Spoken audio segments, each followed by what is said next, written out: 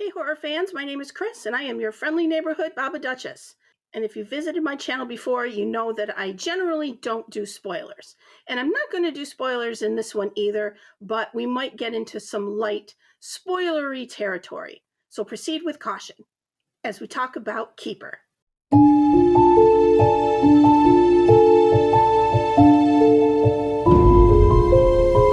I'd like to say welcome back to those of you who have visited before, and welcome to those who may be visiting for the first time.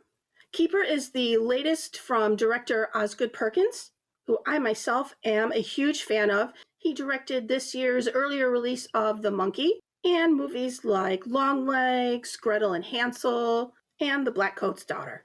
He did not, however, write this one. This was written by Nick Leppard, who also wrote this year's Dangerous Animals. I never ended up doing a review on that one, but that is a solid first effort. Keeper is the story of Liz and Malcolm, who are going out to Malcolm's family's cabin in the woods. And when I say cabin in the woods, this is not this little rustic one-room cabin. This has multiple floors. I think they mentioned like a wine cellar. So yeah, you're camping in style if you're going here. Liz, played by Tatiana Maslany, and Malcolm, played by Rossif Sutherland, are a couple who's been together for about a year. So things are kind of serious, but not quite kids in marriage serious yet. This is just going to be a fun getaway from the city for a couple days. So we get to see a little bit of their relationship as they're driving up. They seem to really care about each other, and they seem to be looking forward to spending time just the two of them. Things get off to a bumpy start when Malcolm's cousin Darren pops in with what seems to be kind of his girlfriend of the week. He's just very snotty, very smug, and Liz and Malcolm just seem like they are waiting for an excuse. Just get him out of the house. So Darren leaves, and Liz and Malcolm just kind of have a laugh at Darren's expense and start having a little bit of sexy time. Now, I don't count this as a spoiler because it happened so early in the movie. But if you don't really want to know anything about it, I would suggest coming back after you've seen it. But like I said, this really does not spoil anything. Like I said, they're having a little bit of sexy time when all of a sudden Malcolm stops and says, "Hey, the caretaker left this cake. Let's eat this cake." And Liz obviously thinks this is kind of strange. Like, what the hell are you talking about cake right now for? She goes along with it. He opens this cake, and it's a chocolate cake. Liz immediately tells him, "I don't like chocolate cake." And Malcolm is a little bit taken aback, saying, "What do you mean? You've never told me this. This is new information to me."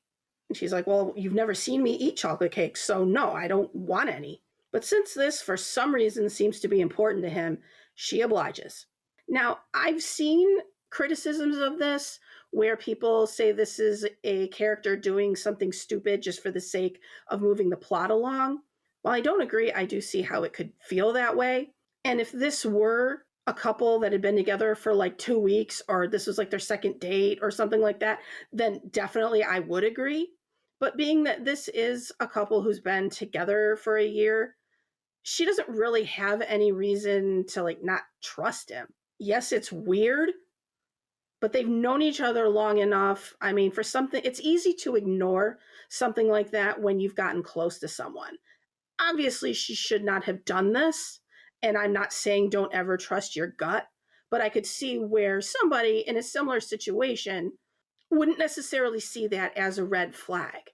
And it also speaks to the fact that we can excuse weird behavior when we think we know someone so well. So I would see it more as a comment on that than just a character doing something stupid for stupid's sake. Again, there are situations where it would fit, that it would just be a dumb decision.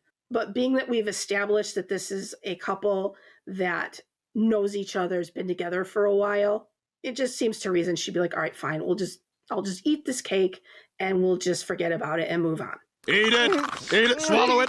Because obviously, if that were just the case, there wouldn't be a movie. There is something weird about this cake, and this starts the movie's journey into being a little bit of a trippy experience. It's apparent very quickly that there is something in this cake, and Liz is feeling quite a bit altered. Now, the next day, Malcolm has to go back into the city for his job. So she is left all alone in this strange place. There's nobody around except for weirdo Darren next door. And she starts seeing things, violent images, hearing weird things in the house, just a general feeling of unease, maybe a little bit of paranoia. Like, is somebody watching me? What is going on? So, a lot of this movie is Liz alone in this cabin, experiencing weird things, but then brushing it off. She does have a moment where she's like, I do need to just get out of here. This is too weird. And she calls a friend for help, but that phone call doesn't really go so well. She and her friend end up getting into an argument, and Liz hangs up on her. Her friend makes some kind of statement about the state of Liz and Malcolm's relationship, and Liz really does not appreciate this.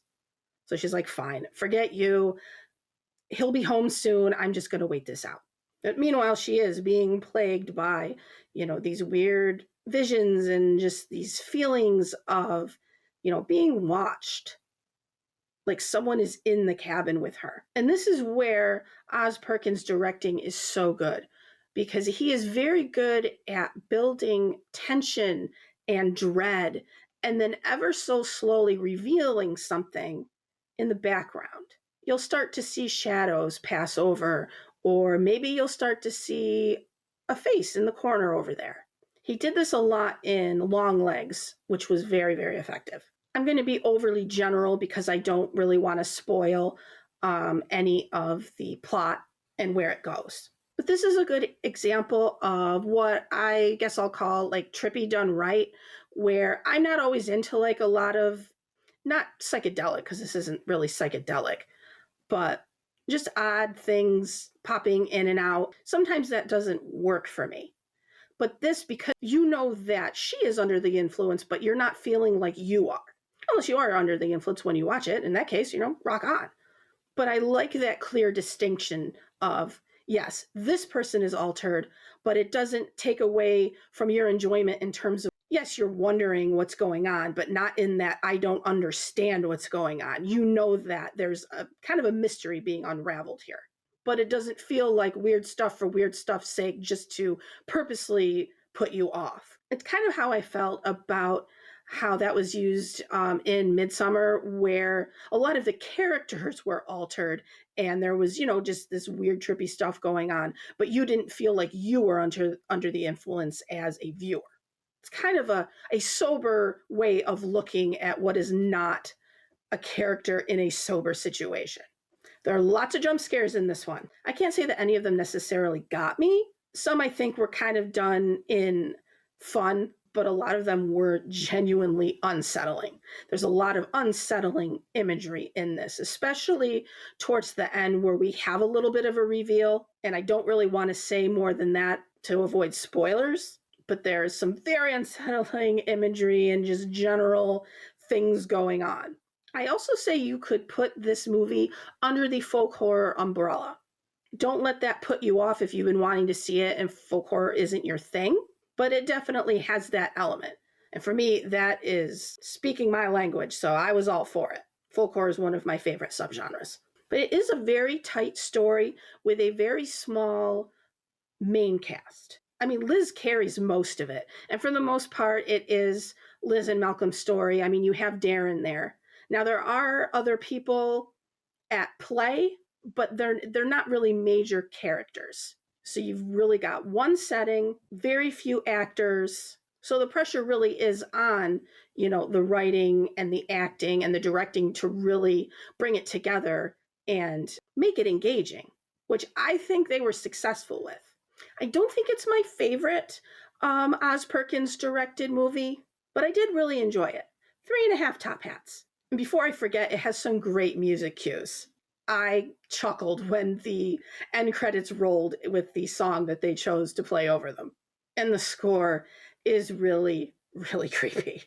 I think that despite the seriousness of the story itself, there was a little bit of fun being had here. Whether it was with, one or two silly jump scares or a choice of music. It was kind of about making you feel unsettled, but having fun while they do it.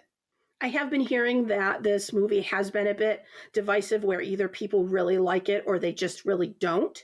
And I totally get that.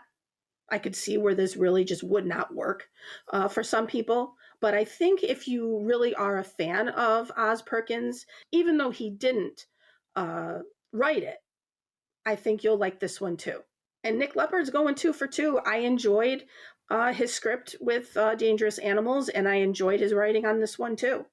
So if you're a fan of this director and maybe you do like a little bit of that folk horror like I do, I would say check it out. If you really haven't been a fan of Oz Perkins' work, then maybe not. I totally get that. I totally understand why it wouldn't work for some people. I really would like to delve into it more, but like I said, you really should try to go in as blind as possible. I knew basic elements of the plot and not much more than that, and I had a good time. So if you saw it, let me know what you thought. What did you like about it? And if you didn't like it, tell me what you didn't like about it. And so this is where I say all the things about liking, sharing, and subscribing. Thank you to everyone who has subscribed and liked and commented. I appreciate every last bit of it. And as always, like what you like, don't be a dick, and empathy is a superpower.